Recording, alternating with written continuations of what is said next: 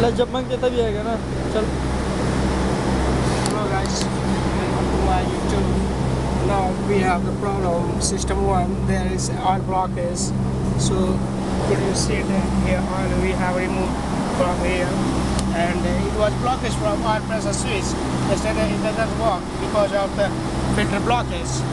Now you can see here the filter is absolutely blockage. No chance to see here, and some oil pressure doesn't support. So this is your main MCV, which is 200 amperes. This is your contactor, compressor contactor 1 and compressor contactor number 2. The condenser fan motor contactor, condenser fan motor contactor number 2. This is your PCV supply for the thermostat for both systems, and this is condenser fan 1 and condenser fan motor 2. This is your system. Now it is in off mode. You can press simply in on, system will work in on position and system will work as 2. So this is the old system. Its name is Petra, and that's it. Okay.